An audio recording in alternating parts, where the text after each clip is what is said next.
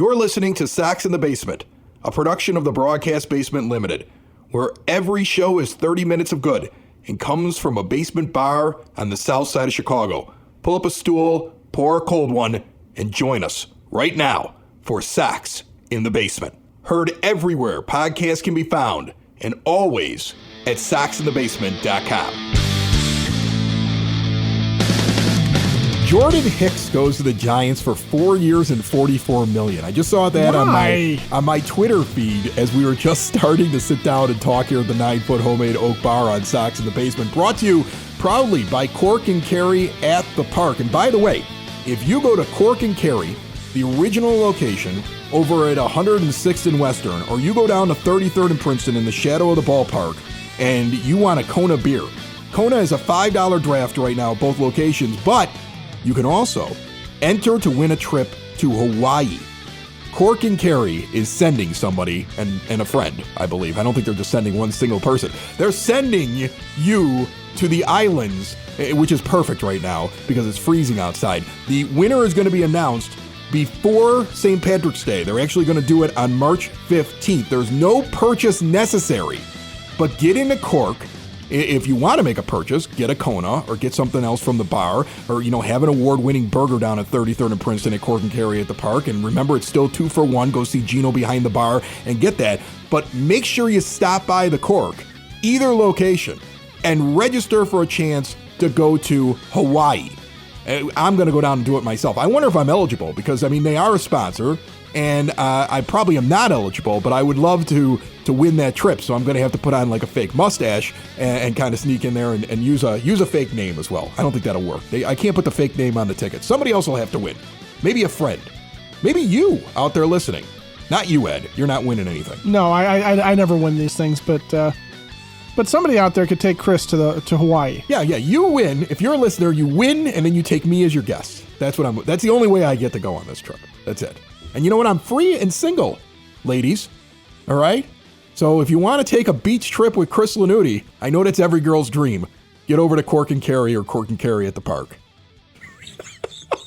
I can't even say that with a straight face. Jordan Hicks, 4 years, $44 million. The offseason continues to be just stupid. This is just a bad offseason. This is a bad offseason for Major League Baseball. Like, I get that we're sitting here and we're trying to spin gold out of crap when you're talking about Chris Flexen making the rotation and you're looking at Jake Woodford and going, well, what does he really bring to it on a minor league contract?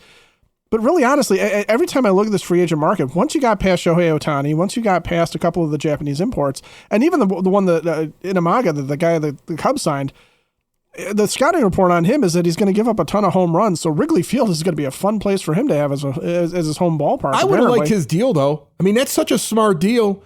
After a couple of years, he either becomes a free agent or he gets a little bit more money, and it just that would have been a nice structured deal for the Sox who are looking for a pitcher. And wouldn't it be neat if they looked at that deal and made a similar offer to a pitcher that they want to bring in? Because everybody's all sitting around going, well, this is going to be a long rebuild. It's not going to be a long rebuild. It's just, why are you spending stupid money? Why are you spending $44 million on Jordan Hicks? Right, for a wasted 24, because they're really not competing in 24. If you can get somebody, and the possibility still exists, that you could shore up this starting rotation, that you can add something in right field. I think Dylan Cease is still going to end up getting moved, and that may also solve the problem in right field. You could still shore up your middle infield a little bit with a better bat, even though you are focusing on defense right now. So it's not over by any stretch of the imagination. Better not be, because if it is, I'll be down at 35th and Shields handing out the pitchforks and the torches, and Ed will have the fire to light them. Yeah, I'll have the lighter. But it is one of those where, as I'm looking at what other teams have done, Marcus Stroman goes to the Yankees, and they're making an offer to Blake Snell. Both of those guys aren't guaranteed to be anything. They've had some good seasons in them. Snell is obviously a guy that's considered to be a premium pitcher, but both of them could very easily Carlos Rodon themselves and pitch like 5 innings next year and be terrible. Jordan Hicks, you really want to fight the Giants for Jordan Hicks? The guy's never done anything in his career. He throws hard, but he had no idea where the ball is going half the time. And he, too, has been, injured and done some things back and forth. It's just... There's stupid money being wasted. And for those that are watching what the Yankees did, if I were a Yankee fan, I'd be aggravated with them. because they're prospect hoarding. They have way too many top 100 MLB pipeline outfielders and not enough room in their outfield. And if that's what the White Sox are asking for, if I were a Yankee fan, I'd be mad that you're going to tie up a ton of money in free agent pitchers instead of grabbing Dylan Cease for a couple of years. I'd actually be frustrated if I were a reasonable Yankee fan. I'm not talking about the unreasonable ones who think not the usual Yankee fans. But the majority of Yankee fans think they can give up garbage and get the best, just like the Yankees seem to operate. And I'm glad that Chris Getz didn't take the bait on that. What's interesting is, though, even though they're out there in the market, and there's no guarantee they're getting Snell unless they really want to overpay to Boris. The interesting thing is if you check out Orioles Twitter, if you check out the Orioles blogs, if you check out the fan pulse of Orioles fans, they are just honed in on Dylan Cease. They understand their organization is not going to spend money. That that family that runs the Orioles is cheap and penny pinching, and they want 2 years of control with a guy like Dylan Cease because it's realistic and they need the pitching. And I see all these comments from those that cover the team that the Yankees had to move on because they realized they couldn't beat what the Orioles can give the White Sox. And at some point, the Orioles will give the White Sox something. They just see it as this is a game of chicken. This is like, how little can we give up to get Cease, but they better damn well get Cease. That's how their fan base looks at it. If you really go and kind of explore them, like just like go into the old Twitter, the X, if you want to call it by the new name, and just kind of look in the search field, just put in Orioles. And if you look at what they're talking about, don't put in Cease, put in Orioles, and you will see them all chattering about it amongst their fan base and amongst those that cover the team, that they feel like it's a foregone conclusion because they can give the most. It's just they're worried about what they have to give up. They expect him to be pitching for the Birds when it comes time to start this season. So trust me, I don't think it's over because Marcus Stroman signed a contract and the Yankees are looking now in another direction. Don't forget the Mets were in on him. Don't forget the Red Sox need guys. There are plenty of teams out there that need frontline starting pitchers. And if you've waited this long, Chris Getz should just sit there patiently and continue waiting till he gets what he wants. Somebody is going to crack. There is a deadline here, and its teams don't want to go into spring training without the proper pitching staff and then have to sit in front of their fan base and say, we think we have enough when they know they don't. If you're serious about winning, there's a lot of teams out there that need pitching, and somebody's going to take a guy who just got an arbitration number of $8 million this year in Dylan Cease. Think about how cheap that is. Think about how cheap he'll be next year compared to what teams are paying right now for bad pitching. So listen, just relax about it. I believe this is going to get done. I'm not getting stressed. No, and look, I know that you're starting to see the media sit there and say Chris Getz is unrealistic, right? His demands for Dylan Cease are unrealistic. And it's very easy for us as Sox fans to sit here and say, God, Getz is another idiot in the GM chair where he doesn't, he's overvaluing his players. He doesn't know how to read the room. He doesn't know how to read the market for him. No, he does. I think he does. I think he's being unrealistic because what you're looking for is are the Orioles going to crack and add the sweetener that's going to bring them to the front? Yes. Where Getz is sitting there going, that's really what I kind of want. But he's got to hold it high. He's got to hold a really high. This is negotiation 101. You don't negotiate against yourself. If you come in high, you stay high until you got to come down to right where this is where I'm going to make the deal. All of those national media people, they're all East Coasters. There's a couple of West Coasters. They look at the White Sox and teams in the middle of the country as a bunch of bumpkins that will, of course, give up their talent to go be on these marquee teams because that's what you're supposed to do. It's the arrogance of the national media that covers baseball that barely ever darkens the door of a stadium in the Midwest. So who cares what they're saying? At some point, they're going to have to bend, they're going to have to break to get the pitcher that everybody knows is the best value on the market. At $8 million this year and another year of control after that, with what he brings to the table, that is the prize of the offseason. And everybody's just trying to pick on the new GM right now, and I hope he holds serve. I hope he says, no, I won't be bullied, because he doesn't need to be bullied. He doesn't. I think he moves him before this season starts. Cease could be sitting there pitching in spring training games for the White Sox and get moved with a week to go in the season. Don't think that that's not possible. Oh, yeah. He is best served. Chris Getz is best served by just holding in there and waiting to get what he wants to go get. You never give. Look, what is the worst case scenario? You should be competing in 2025. So if nobody wants to give you what you want, keep Cease around and compete in 2025 and add around him and make it to the postseason. This whole idea, like everybody does this now. Everybody complains about the fact that, oh my goodness, this guy's got a couple years left on his contract. We have to trade him because we're never going to be able to re-sign him. If you have that mentality with every player, then you'll never be good because you're always looking to unload guys that still have 2 years, 3 years, 4 years left on their deal. Well, that explains the hype behind, and the gnashing of teeth and rending of garments around Luis Robert Jr. signing with Scott Boras. I got something to say about that. We'll do that after James Fox here on Sox in the Basement. Now with the weather upon us, now that it is winter, now you may be noticing a draft. Maybe a new window is in order. Maybe a bunch of them. Maybe a new door. For all your exterior windows, doors, patio doors, and storm doors, look no further than Window and Door Superstore of Oak Forest. No high-pressure sales. They're not sitting in your house bringing in a couple of examples. You're going to their place, and you're seeing everything. You're seeing the craftsmanship. You're seeing all the little detail. You got an owner in showroom. All your questions are answered. You got an owner on site ensuring that their own workers that are out there, they don't farm out the work. Their own workers are doing the job right. They've been doing it that way for 40 years in Oak Forest since 1985, and all major brands are custom made with no stock items for a perfect fit. Window and Door Superstore of Oak Forest is a half block east of 159th and Ridgeland at 6280 159th Street. See more at windowdooroakforest.com. On the phone line with me right now, our good friend, James Fox from FutureSox. How are you, buddy?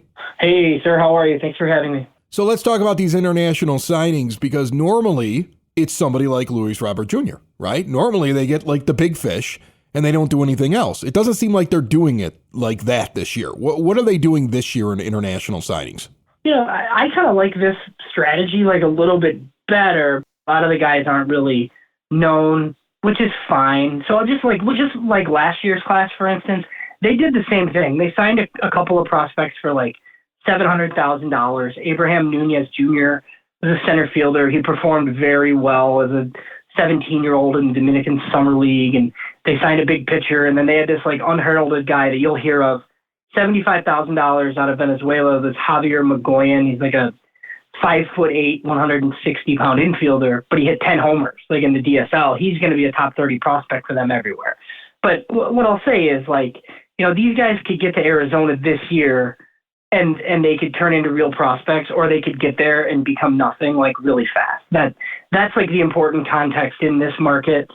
The other thing is these players agree to deals when they're 13 or 14 years old, and they are just like projecting what they're going to look like when it gets to be this time when they finally sign. Okay. So, they have just under $6 million to spend because they're designated as a large market club. So, they do have their one significant signing that's like out there is for $1.8 million.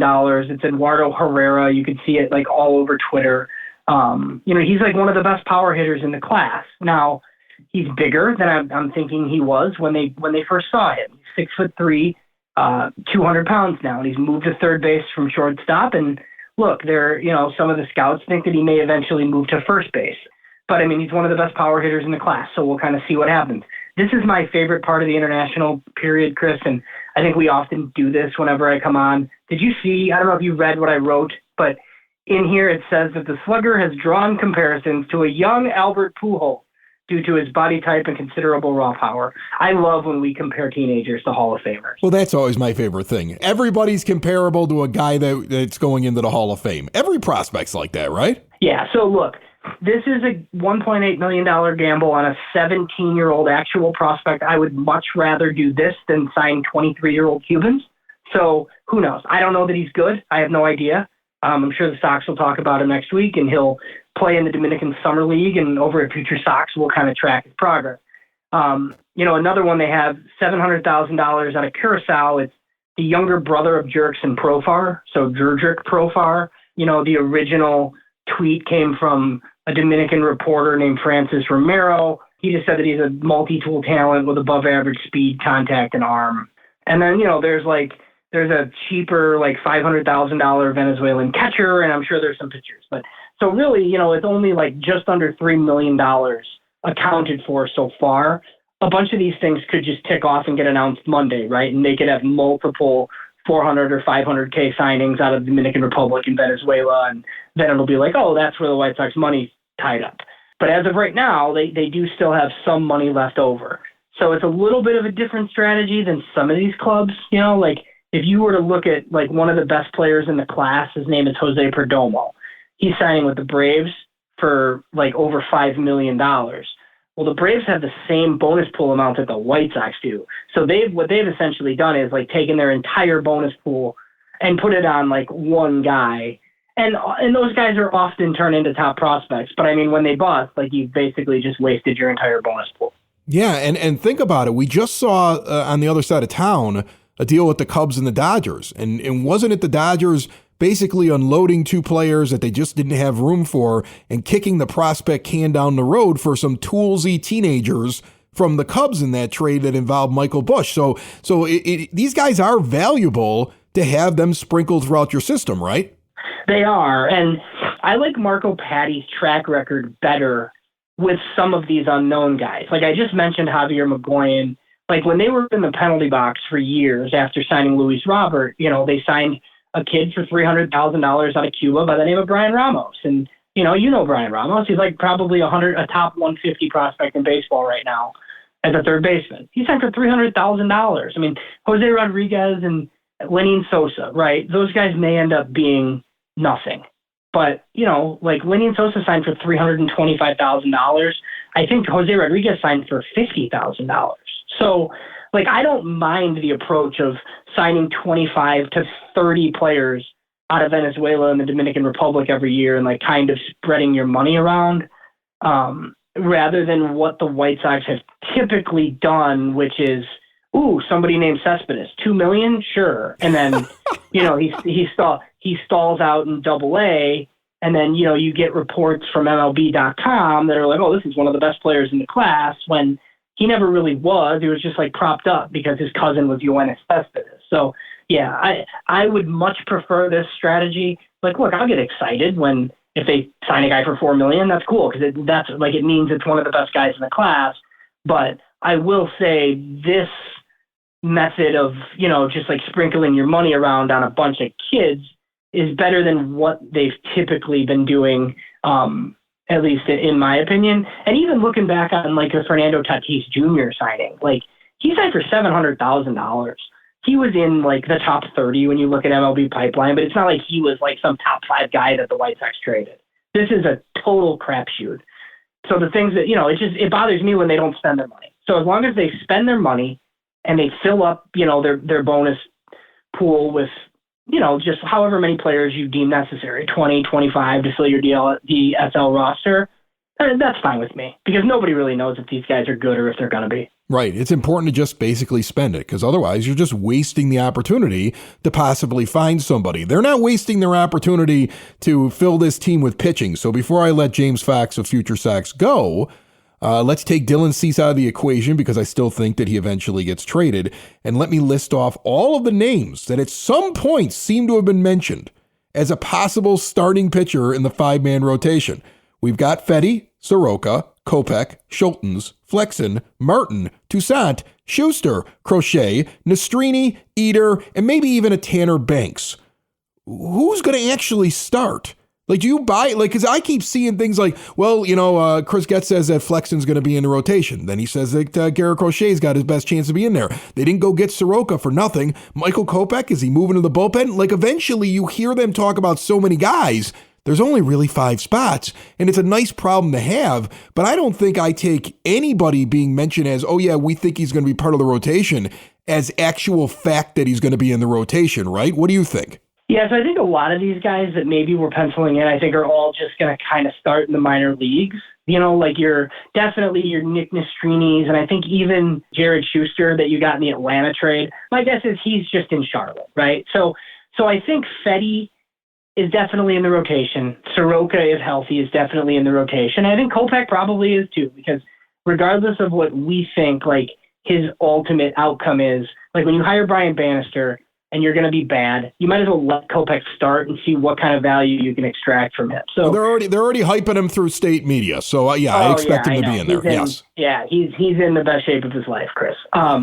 So like those three are probably in the rotation for sure, and then Flexen I think probably is too. So I really think you got one spot, and it's Tukey or one of the kids, or maybe they go out and sign somebody that surprises us, or maybe they get a close to the majors pitching prospect back in the Dylan Cease trade, and that's what it is. But yeah, like I think it's probably those four guys for sure: Fetty, Flexen, Soroka, and Kopech.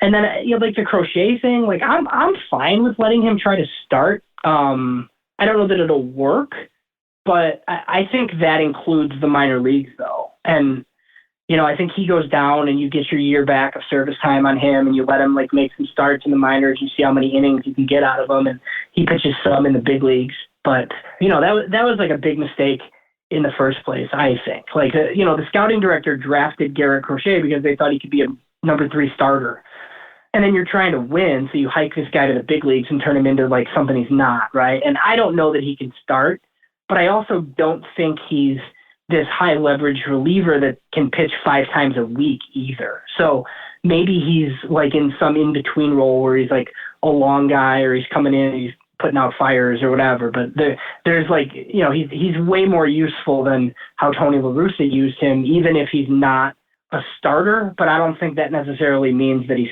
starts the season in Chicago. James Fox, he's from FutureSox. Check out everything he writes about the prospects because he's on top of it. He's also running things over there now, if you've been following the social media. Congratulations on that, James, and best of luck to you and FutureSox as we get ready, and we'll talk to you soon.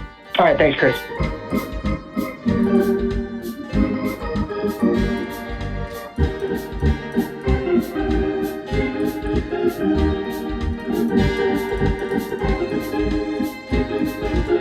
Sox in the Basement listeners, here's the deal. When you combine State Farm home and auto insurance, you save an average of $889. State Farm agent John Harrell is ready to help you combine home and auto and save in the Chicagoland area. Call him today, 708-481-4500. Like a good neighbor, State Farm is there. Average annual per household savings based on a 2019 national survey by State Farm of new policyholders who reported savings by switching to State Farm. Still got the Sox Nerd before the show is over. Before we get to him, the Luis Robert Jr. wringing of hands and gnashing of teeth because he signs a deal with Boras Corp. And now Scott Boras, the evil agent that secretly runs Major League Baseball, who Jerry Reinsdorf stubbornly refuses to deal with normally.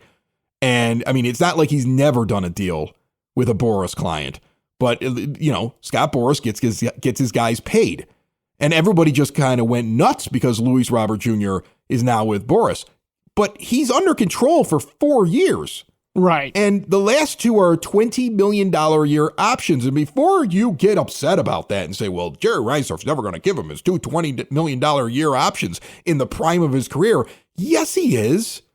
Yes, he is. And it's going to be a steal because I just watched Teoscar Hernandez get $23.5 million for a 1-year deal. So Luis Robert Jr. at $20 million, that is not something that you can't do. That is something that would alienate your fan base even more. Oh, yeah. And I just don't think that that's going to happen. I don't think any GM, knowing that he needs $20 million in his payroll to keep Luis Robert Jr. around, isn't planning to make sure that he pays those 2 years. So Chris Getz is just going to have to make sure he's got it in his budget to keep him. He's going to be here for 4 years. What happens after that? Who knows? What's going to happen to all of us by year 5? Well, he's got 4 seasons, 24, 25, 26, and 27. I don't know where I'll be in 28. I could be dead. A meteor could crash into the earth. It's like every 6 months they tell me about one of them that's going to come really, really close. You don't know what's going to happen by then. Jerry Reinsdorf could be dead. That's more likely. Right. Well, it very much is. He's going to be in his 90s, right?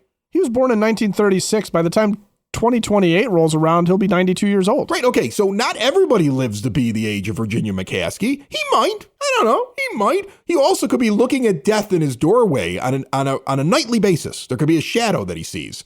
And he could be sitting there saying, ooh, I'd like to win one more. You have no idea what his mentality is 4 years from now. No idea what's going to be happening. So listen. Well, and Robert himself is going to be on the other side of 30, and you've seen what happened to Mike Trout, for example, where the last, 5 years, Trout, in his prime, considered one of the greatest players in the history of the game, the way he played the game. And now he's a guy who can't stay on the field for more than 100 games out of the year, if that. Right. I mean, we're going to get the best 4 years of Luis Robert Jr. in that deal. We are. We're going to get the best 4 years of it. And guess what? Nobody else is signed beyond it anyway. There's only 2 guys that aren't a role player, minor leaguer, maybe coulda, woulda, shoulda type player. There's only 2 guys, really, if I'm not mistaken, maybe 3. But nobody goes past that date. Andrew Benintendi's contract's up by that date. Andrew Vaughn isn't under team control by the time that Luis Robert Jr. becomes a free agent. No, that's how far off this is, right? Like the entirety of the White Sox also isn't signed by 2028. There's nobody on the team of any note whatsoever who is under team control. And before anybody says Colson Montgomery, he hasn't made his debut yet, so let's just hold the minor leaguers aside for a second here, okay? People panic over the idea of, oh my goodness, what's going to happen in 2028 when we're competing? Well, man, we better be competing well before that. Like, yeah, if that's when I'm turning off the show if we're not competing by that. Like, I don't have time for this. If that's the case. Astros in the basement, Mariners in the basement, Marlins in the basement. We got plenty of teams we can go around. We'll just switch over to Southside Pod, where I tell stories about guys who are out on New Year's Eve and some guy jumps over them and goes through a car roof. Check that out. That's an interesting story. You want to hear a story? It really is an interesting story. Yeah, I mean, people may think of me a little different after that story, but I mean, it's a funny story that came out on that show. If you want to check that out at southsidepod.com or anywhere podcasts can be found. But listen, I am in shock over the agitation and the anger of Luis Robert Jr. signing with Scott Boras. Scott Boras is not going to get him out of his contract.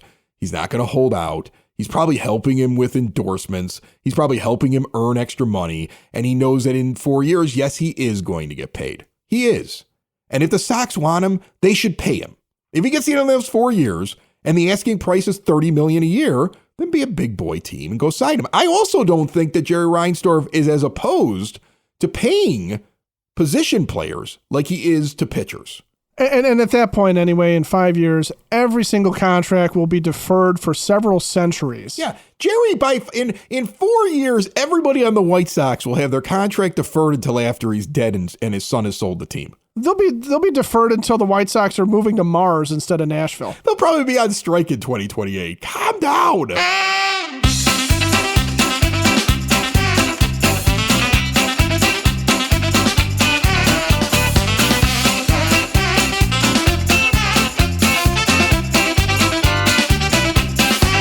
That music indicates that we have the Sox Nerd back in the line here on Sox in the Basement. Dave Marin puts all those interesting tidbits right up there on the scoreboard at the rate, and very soon he'll be back in the ballpark, sooner than you think, getting ready for a brand new season. But he comes on each and every week to talk to us, so you get a lot more here at Sox in the Basement, and it's brought to you by the Village of Lamont. Want to experience the downtown with real history, great eats and drinks, and green spaces filled with adventure? Visit the Village of Lamont to shop, dine, drink, and explore. Next weekend is the 4th annual Ice and Lights Fest. Over 20 ice sculptures on display, 2 live reindeer, there are free hay rides, and the creamery truck is giving away 500 free hot chocolates. Who says there's nothing to do in January? There is something to do in Lamont. See more at lamontdowntown.com. Nerd, what do you got for me? Chris, with the college title decided and the NFL playoffs ready to go, what better time to take a look at the White Sox and football? The grid world was shocked by the recent same-day coaching departures of New England's Bill Belichick and Alabama's Nick Saban. Can we even have football anymore? Next thing you're going to tell me is that Aaron Rodgers finally shut his pie hole. Anyway, it took me a while, but I found a connection between Saban and the Sox. Saban was a good defensive back at Kent State in the early 1970s. He was ultimately inducted into the school's Hall of Fame, where he joined Steve Stone and Dustin Hermanson as members. By the way, those former Sox pitchers were inducted into that hall some 10 years before Saban was. As for mumbling Bill Belichick, just to show you how long he coached the Patriots, I offer you this. Among those in the Sox lineup on the day, October 1st, 2000, Belichick earned his first win as Patriots coach were Durham, Valentin, Thomas, Ordonez, Lee, and Konerko. One of my favorite Sox-related football nuggets involves Archie Manning, a college football Hall of Famer. The Sox tried hard on 2 occasions to sign Manning. A shortstop at Ole Miss, Manning was drafted by the Sox in 1970 and 1971. The Sox once offered him a $50,000 signing bonus and a $20,000 salary after his junior year. But history tells us that Archie stuck with football and went on to have a lengthy NFL career as a quarterback, primarily with the Saints. One more, would it make many of our Bear fan listeners happy if I told them that one of the most crushing plays ever inflicted upon the Green Bay Packers was by a White Sox draftee? Freddie Mitchell, a 50th round pick by the Sox out of UCLA in 2000, made the first down catch on 4th and 26 late in the Packers' 20-17 overtime loss at Philadelphia in the 2003 playoffs. Mitchell's improbable grab led to a game-time field goal, which forced overtime where the Eagles prevailed, forever casting a pall on the Mike Sherman era in Green Bay. Mitchell, by the way, never played pro baseball. There are many more Sox football links: Bo Jackson, Frank Thomas, Joe Borchard, Moose Scour, and even Deion Sanders. Maybe we'll get into those on a future pod, or you can find some of that grid info on my blog at soxinthebasement.com. My zinger, sticking with football, people often forget or don't know that Comiskey Park was the home of the NFL's Chicago Cardinals from 1922 to 1958. The greatest football performance ever at 35th and Shields was by the great Jim Brown. In his 17th game and the last NFL opening day at Comiskey Park, Brown rushed for a stadium record 180 yards and 4 touchdowns as the Browns outlasted the Cardinals 38-24 before 30,933 on the south side. That's it, Chris. More than you ever wanted to know about the Kent State Hall of Fame, Peyton and Eli Manning's dad, and the most disastrous play in Packers history. Thanks a lot, Nerd. If you're listening to Sox in the Basement and you have not yet subscribed or hit follow on the player that you're using, do so. If you're at soxinthebasement.com, there's a ton of options, just like I believe the amount of options still available to go out and get Dylan Cease. Maybe. Sox in the basement. Sox in the basement. Sox in the basement. Sox in the Basement. Heard everywhere podcasts can be found, and always on soxinthebasement.com.